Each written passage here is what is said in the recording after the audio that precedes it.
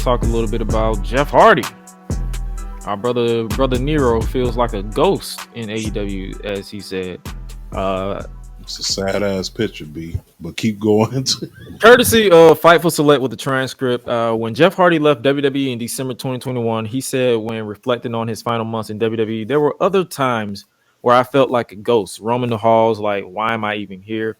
I don't feel important. I kept doing my deal and would show up and do whatever they wanted me to do. I've never been a politicker, so I don't go out of my way to try and get a certain spot or achieve a certain status. Hardy would then join AEW in March 2022, joining his brother Matt Hardy. Jeff and Matt were heavily featured on AEW television until Jeff was arrested for a DUI in June 2022.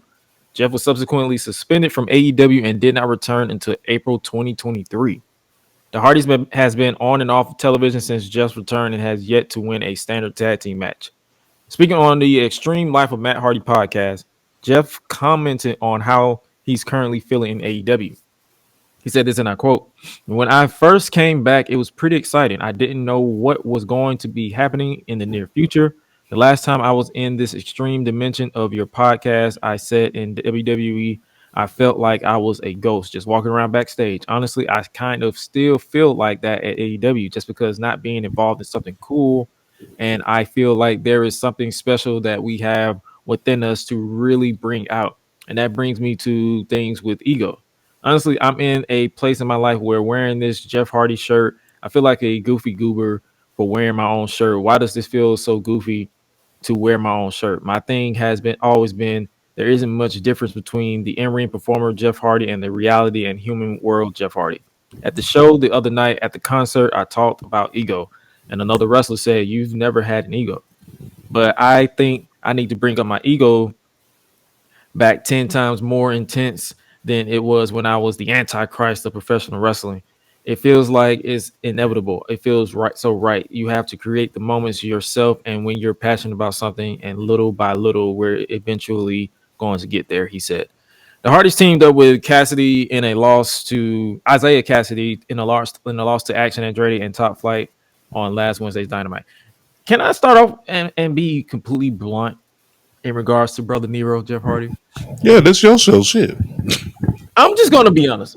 Brother, the reason why you feel like a ghost and these companies don't put too much effort behind you or your brother, you're washed. You're washed. I'm sorry. And then, you, like I mentioned, the DUI. You had a DUI last year, June 2022. That's the reason why. Like, Tony Khan was forgiving.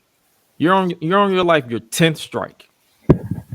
If I'm gonna keep it a stat, you're on your 10th strike. A lot of companies are hesitant in bringing you to prominent features because they don't know when you're gonna fumble. That's just the honest truth. Like, I'm not, and I love Jeff Hardy. If I had to pick out of the two, I always pick Jeff Hardy. It's a liability. And he mentioned the Antichrist of professional wrestling. That was one of my favorite gimmicks that he did in the early stages because it was different. It was exciting, and I was a young teenager too, so there's that. But it's like you just said, Cheech, it's liability. Like, they don't want to put the strap to you, put something long term, and then next thing you know, they get a call that, hey, you got arrested. Hey, you got arrested for public intoxication. Yes, you're on the wagon now, but you cannot blame a company for being hesitant because they don't know if you're going to fall off again. That part. So, what you guys think about that? Well, I'm gonna say that Jeff Hardy is the just incredible of mainstream wrestling. You know what I'm saying? What? I'm a listen. Nah, no. Hold on, wait, and Right. fuck just incredible. But the reason why I'm making that comparison is because Just Incredible couldn't get bookings or couldn't get a push for a while because it was a liability. Is this guy going to show up? Is he going to show up and actually do what he's supposed to do? Which version of this guy am I going to get? GCW got a fat version of Just Incredible this past week. You know what I'm saying? No, but I feel with that is Jeff Hardy was like up here. Yeah, I mean, I'm not trying to compare levels as far Bro, as. so that's the level that's why he feels like that. He questioning because he all down because it's like, fuck, man, I'm fucking Jeff Hardy. You know what I mean?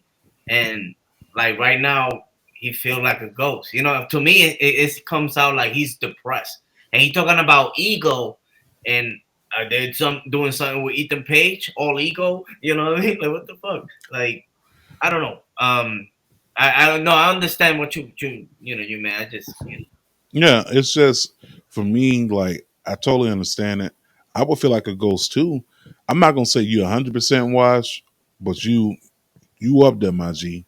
And a lot of that has to do with the decisions made outside of the ring, and a lot of that has to do with the damage you did to your body while in that ring. yeah. So there's only so much that they could do with you. Now, granted, if he would have never got that DUI in 2021, we'll be looking at the Hardys as AEW Tag Team Champions at least 1 or 2 runs by now, Yeah. right? Probably. Yeah. But I don't see them putting that faith back into him until proven, hey, you can get through this whole entire year with no issues. Okay, let's see what we can do with you. Yeah. I think that's pretty much what this is. This is just a probation period. Like I get the frustration because they're creative guys, and it's like I'm gonna be honest with you. They're at that point in their career. Like I know I said that he's wise. It's more so Matt than Jeff, but because Matt can barely walk. But it's like if you're frustrated creatively, pitch it to where because you got all these young kids that are younger than you that can take these bumps. You can literally be like you mentioned the Antichrist of professional wrestling. You can literally pitch a revamp of the Antichrist.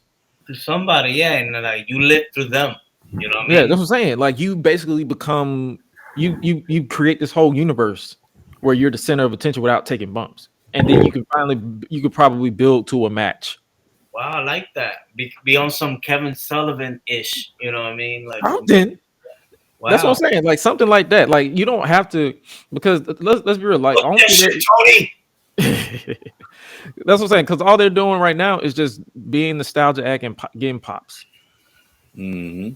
That's literally it. And it's like I respect it, and I'm cool with it. Like like I said, I love Jeff Hardy, and this is coming from a fan of Jeff Hardy. This ain't me being a player hater. This is me just saying, like, yo, you kind of watch my boy. Like, you're not the spotlight. You're at the age where you're not going to be the spotlight, especially when you're in a company where there are younger talent that are more talented. Not even more talented, like they can take these bumps, Yeah. and your body can't take these bumps no more.